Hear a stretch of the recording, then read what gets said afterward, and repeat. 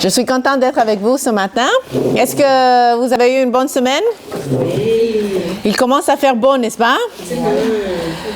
Je suis tellement contente après ce long hiver difficile. Il y a eu des journées vraiment difficiles. Et j'ai grandi au sud de la Californie et puis je suis d'origine colombienne et j'ai vécu 10 ans en Afrique. Donc pour moi, cet hiver était dur et je pense que celles qui viennent de l'étranger peut-être peuvent reconnaître que c'est vraiment difficile l'hiver ici. Et j'ai pris par acquis les belles journées ensoleillées au sud de la Californie et c'était presque 365 jours de l'année qu'il faisait beau et maintenant je le prends plus par acquis et je pense que bientôt ça sera encore l'hiver et il fera encore sombre et il y aura des tempêtes brutales et je dois profiter de chaque moment ensoleillé. Et le récit que nous allons méditer ce matin, c'est un événement qui ressemble à un rayon resplendissant pour ceux qui partagent cet événement. Mais malheureusement, ils ignorent qu'une tempête fatale les attend, qui va obscurcir la lumière de cet événement. Et je parle de l'entrée triomphale de Jésus. J'ai intitulé ce message « Printemps interrompu ». Et avant de plonger dans notre étude, j'aimerais vous proposer qu'il y a un principe d'étude biblique très important et c'est la curiosité. Quand nous lisons un passage, nous devons essayer de nous poser beaucoup de questions de ce qui n'est pas dit dans le passage, mais c'est une façon de creuser. Donc, c'est pas pour que nous ajoutions avec des conjectures à ce que le texte dit, mais c'est pour que par ce processus, nous puissions déterrer des pierres précieuses qui ne se voient pas à la surface, mais qu'en nous posant des questions et en essayant de trouver des réponses, nous puissions trouver des pierres précieuses. Tournez avec moi à Marc, chapitre 11, à partir du verset 1. Le texte dit, lorsqu'ils s'approchèrent de Jérusalem et qu'ils furent près de Bethphagée et de Béthanie, vers la montagne des Oliviers, Jésus envoya 2 de ses disciples. Jésus et ses disciples s'approchent à Jérusalem depuis le chapitre 8. Il y a un point tournant dans l'Évangile après lequel Jésus s'apprête pour ce jour même et pour la semaine qui le suit. Et maintenant, ils sont à Bethphagée et près de Bethphagée et de Béthanie, qui sont 2 villages sur le mont des Oliviers, tout près de Jérusalem. Béthanie est à 2,5 km à l'est de Jérusalem et c'est la ville de Marthe, Marie et Lazare. Jésus loge souvent chez eux quand il passe dans la région. Et certains commentateurs croient que c'était sa base d'opération dans le sud, comme la maison de Pierre était sa base d'opération dans le nord. Et c'est la dernière semaine de Jésus et pendant la journée, il passe chaque jour à Jérusalem et il rentre le soir pour se reposer, supposément chez Marie, Marthe et Lazare. Bethphagée, cet autre village, est encore plus proche de Jérusalem, à l'est de Jérusalem, et c'est le point de départ pour l'entrée triomphale. Verset 2 continue, en leur disant, « Allez au village qui est devant vous. Dès que vous y serez entrés, vous trouverez un anneau attaché sur lequel aucun homme ne s'est encore assis. Détachez-le et amenez-le. Si quelqu'un vous dit, « Pourquoi faites-vous cela ?» Répondez, « Le Seigneur en a besoin. » Et à l'instant, il le laissera venir ici. Est-ce que quand vous étiez jeune, vos mamans vous demandaient jamais d'aller chez le voisin pour emprunter une tasse de sucre, un œuf, une mesure de farine pour compléter une recette? Est-ce que vous vous sentiez gêné? Disiez, oh non maman, c'est mieux que tu ailles, je suis timide. Et je m'imagine si les disciples se sentaient un peu gênés d'aller prendre une bête qui ne leur appartenait pas. Mais de la même façon qu'on fait ce que maman dit, avec plus grande raison, les disciples obéissent Jésus et ils partent à la recherche de cet anneau. Jésus les envoie et ils obéissent et il leur donne des instructions très spécifiques. Est-ce que Jésus savait où se trouverait cet anneau par révélation directe de Dieu, par par quelque chose de surnaturel, ou bien est-ce que le propriétaire faisait partie des groupes élargis de disciples qui le suivaient, qui habitaient dans la région, ou bien est-ce qu'il était un parent d'un de ses disciples? On ne sait pas, mais il semble que la réputation de Jésus était telle que si les gens savaient que Jésus, le Seigneur, avait un besoin, ils étaient prêts à le combler. Les expressions nous laissent entendre que les disciples ne seront pas pris pour de voleurs. Le verset 4 continue. Les disciples, étant allés, trouvèrent l'anneau attaché dehors, près d'une porte, au contour du chemin, et ils le détachèrent. Donc, ces détails sont assez spécifiques pour qu'ils ne confondent pas l'anneau élu avec tous les autres anneaux qui doivent être garés devant les maisons, comme on gare une voiture devant nos maisons aujourd'hui. Verset 5. Quelques-uns de ceux qui étaient là leur dirent: que faites-vous? Pourquoi détachez-vous cet anneau? Ils répondirent comme Jésus l'avait dit, et on les laissa aller. Comme preuve, prévu, les deux disciples se font questionner, mais ils disent le mot de passe, le Seigneur en a besoin, et on les laisse partir avec l'anneau. Verset 7. Ils amenèrent à Jésus l'anneau sur lequel ils jetèrent leurs vêtements, et Jésus s'assit dessus. Ainsi s'accomplit la prophétie en Zacharie 9:9, qui dit: Sois transportée d'allégresse, fille de Sion. Pousse des cris de joie, fille de Jérusalem. Voici, ton roi vient à toi. Il est juste et victorieux. Il est humble et monté sur un âne. Sur un âne, le petit d'une ânesse. Verset 8. Beaucoup de gens étendirent leurs vêtements sur le chemin, et d'autres des branches qu'ils coupèrent dans les champs.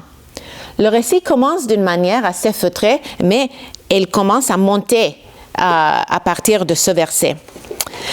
Quand j'habitais au Sénégal, les femmes s'habillaient dans des vêtements comme légers, et elles portaient plusieurs couches de vêtements légers. Et ce n'était pas rare de voir une femme enlever une de ces couches pour l'onduler en l'air et ululer lors d'une fête religieuse ou d'une célébration. Et je me demande si c'était un peu comme ça que certains ont enlevé une couche superflue, parce que c'est sûr qu'ils ne s'étaient pas promenés nus après. Donc, ils ont dû avoir une couche de vêtements superflus pour étendre sur le chemin. Et c'était comme un tapis rouge pour un dignitaire ou un acte d'hommage pour un roi. Et de plus des vêtements, des gens étendent des branches coupées des champs. Et je me demande d'où est-ce qu'ils ont sorti ces branches. Est-ce qu'ils les ont coupées au long du chemin avant ce moment? Est-ce qu'ils ont planifié ce défilé?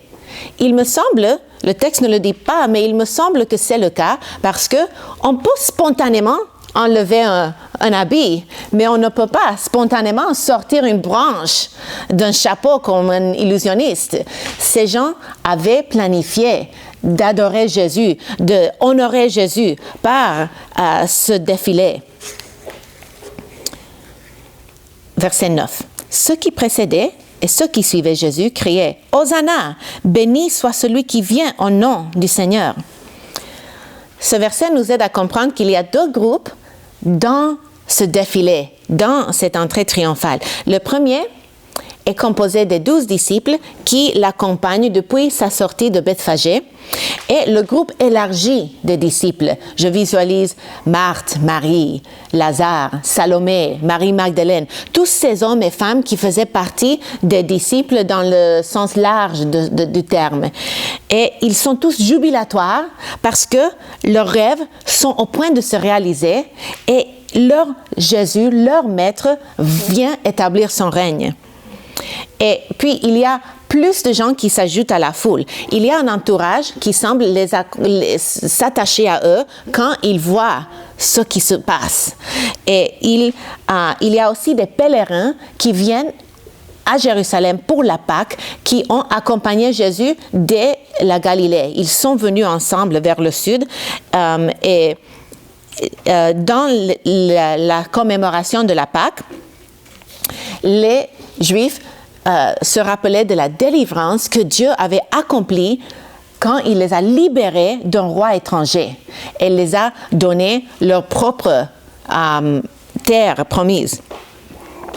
Donc, dans l'esprit de chaque fidèle doit retentir la même question que David pose en Psaume 13. « Jusqu'à quand, ô Dieu? Jusqu'à quand mon ennemi s'élèvera-t-il contre moi? » Donc, quelques-uns de ces pèlerins accompagnent Jésus depuis la Galilée et d'autres, ils viennent en gang, en caravane, ils vont voyager ensemble. D'autres sont à Jérusalem et ils entendent parler de Jésus et ils sortent à sa rencontre. Et ce sont les gens qui ont entendu parler de ces miracles et plus spécifiquement du fait qu'il vient de ressusciter Lazare. Et la nouvelle se répand et les gens veulent voir qui est celui-là qui accomplit ces œuvres. Donc, certains commentateurs disent que ces deux groupes se joignent et la tradition de la Pâque juive, c'était de chanter en route vers Jérusalem les psaumes 13 au psaume 18, qui sont appelés les psaumes de montée. Et ils sont appelés ainsi parce que Jérusalem était sur une montagne, sur une monte. Et pour monter à la ville sainte, il fallait monter. Donc, les gens chanter ces psaumes de montée. Et certains commentateurs disent que ceux qui précédaient Jésus et ceux qui suivaient Jésus chantent en alternance, en antiphonie. Donc ça a dû être une belle chorale de louanges pour notre roi, notre humble roi sauveur. Et ils crient « Hosanna ». Et « Hosanna », c'est un mot qui vient de l'hébreu, qui est emprunté en grec, qui veut dire ça peut signifier deux choses. Ça peut signifier « sauve-nous ». Et cela fait du sens. Les Juifs cherchent un sauveur pour les libérer de leurs oppresseurs. Cela aussi peut signifier « sois sauvé ». Et par exemple, les Britanniques, quand ils accueillent leur reine, quand elle passe dans ses défilés en Angleterre, ils disent que Dieu sauve la reine, que Dieu protège la reine. D'ailleurs, le titre de leur hymne national, c'est « God Save the Queen », n'est-ce pas? Et le psaume 20, verset 10, dit « Éternel, sauve le roi ». Donc, c'est possible que Hosanna puisse avoir ce sens-là aussi. Et le texte dit « Hosanna » dans les lieux très hauts, qui veut dire « louange à celui qui règne, celui qui demeure dans les cieux ». Et béni soit celui qui vient au nom du Seigneur, est une citation de Psaume 118, versets 24 à 26. Ça dit « Voici le jour que l'Éternel a fait, qu'il soit pour nous un sujet d'allégresse et de joie. L'Éternel accorde donc le salut. Éternel, donne le succès. Béni soit celui qui vient au nom de l'Éternel. Nous vous bénissons de la maison de l'Éternel. » Donc, ce psaume 118 est clairement messianique. Ça donne une prophétie du Messie à venir. Et pour ceux qui accueillent Jésus ce jour-là, la journée que le Seigneur a fait est une source d'allégresse et de joie parce que c'est la journée eschatologique du Seigneur. C'est pas n'importe quelle belle journée ensoleillée du mois de mai. C'est le jour tant attendu que le roi vient établir son règne. Et c'est pourquoi ils sont transportés d'allégresse. Et dans ce jour, le Messie va les sauver de ses ennemis. Et le verset suivant témoigne de ces attentes du peuple. Verset 10 de Marc 11 dit « Béni soit le règne qui vient, le règne de David, notre Père. Hosanna dans les lieux très hauts. » Pour nous, c'est facile de lire ce texte quand nous connaissons la fin de l'histoire. Nous connaissons si bien que nous oublions que la foule voulait dire quelque chose de particulier par ce mot. Jésus a beaucoup parlé du royaume de Dieu, mais l'expression « le royaume de notre père David », le royaume de David, a un aspect politique et nationaliste. Ça fait allusion à l'alliance davidique. Et si vous vous rappelez, en 2 Samuel 7, 12 à 16, David voulait bâtir un temple pour l'Éternel. Et Nathan, le prophète, est envoyé par l'Éternel pour lui dire « Non, ça ne sera pas toi qui vas bâtir un temple pour moi, ça sera ton fils. » Puis, il lui donne une prophétie dans laquelle il donne des promesses à court terme qui s'appliquent à Salomon et des promesses à long terme qui s'appliquent à quelqu'un qui viendra dans sa lignée.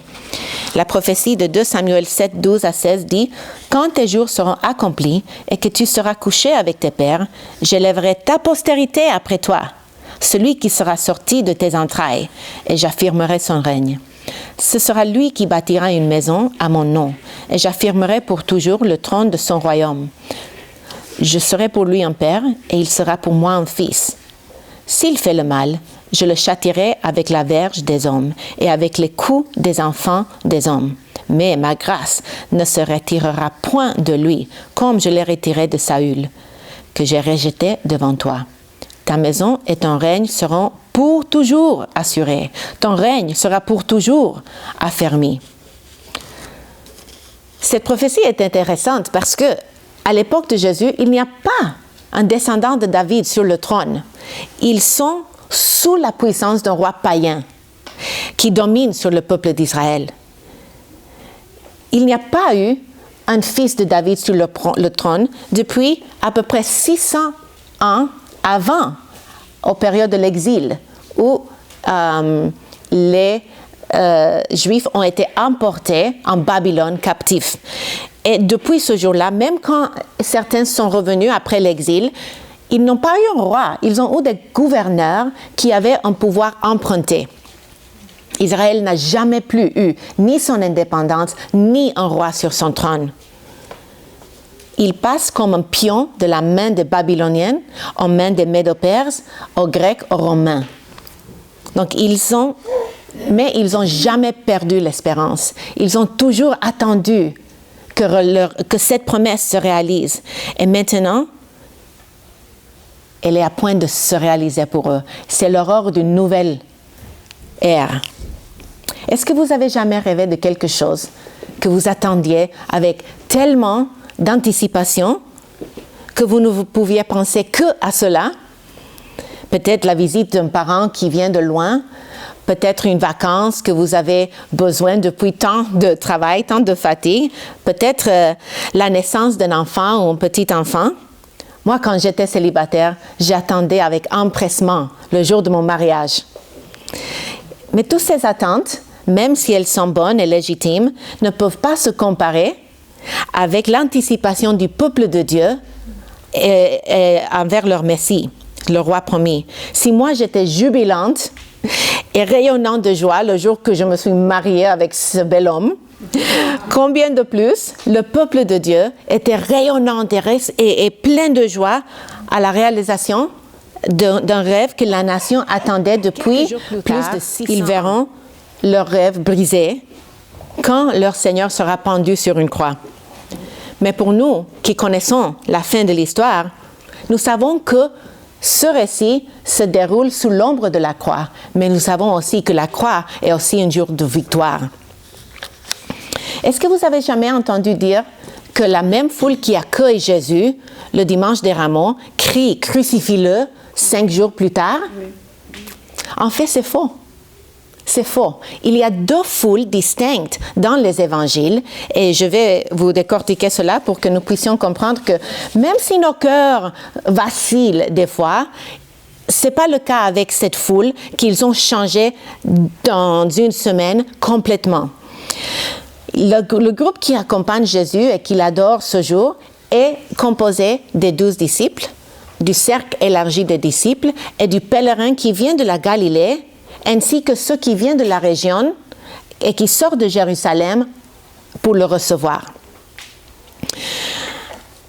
Par contre, Marc 11, verset 18 dit « Les principaux sacrificateurs et les scribes, l'ayant entendu, cherchaient les moyens de le faire périr, car ils craignaient, parce que toute la foule était frappée par sa doctrine. » La foule aimait Jésus, voulait entendre son enseignement, et les scribes et les pharisiens avaient peur de cette foule. À partir de Marc 12, verset 13, à plusieurs reprises, les scribes et les pharisiens essayent de tendre un piège pour Jésus avec leurs questionnements.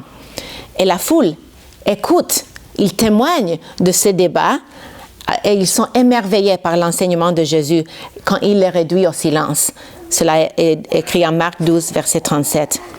En revanche, la foule qui crie pour la mort de notre Sauveur est une gang de personnes incitées par les scribes et les pharisiens. Marc 14, verset 43 dit « Une foule armée d'épées et de bâtons envoyée par les principaux sacrificateurs, par les scribes et par les pharisiens. » C'est cette foule qui crie « Crucifie-le ». Et cette foule vient armée justement Parce qu'ils craignent la foule qui entoure Jésus, parce qu'ils savent qu'ils sont prêts à le défendre. D'ailleurs, Pierre prend une épée et essaye de défendre Jésus et il coupe l'oreille du serviteur, d'un des sacrificateurs, du principal sacrificateur. Donc, si Jésus ne les avait pas empêchés, tous ses disciples auraient pu se mettre à le défendre contre cette foule, deux foules. Le procès de Jésus a lieu à la noirceur de la nuit. La foule de ses admirateurs était déjà allée se coucher, mais la foule de ses ennemis est éveillée. Marc 14, verset 53 dit « Ils amenèrent Jésus chez le souverain sacrificateur où ils assemblèrent tous les principaux sacrificateurs, les anciens et les scribes. » Marc 14, 53.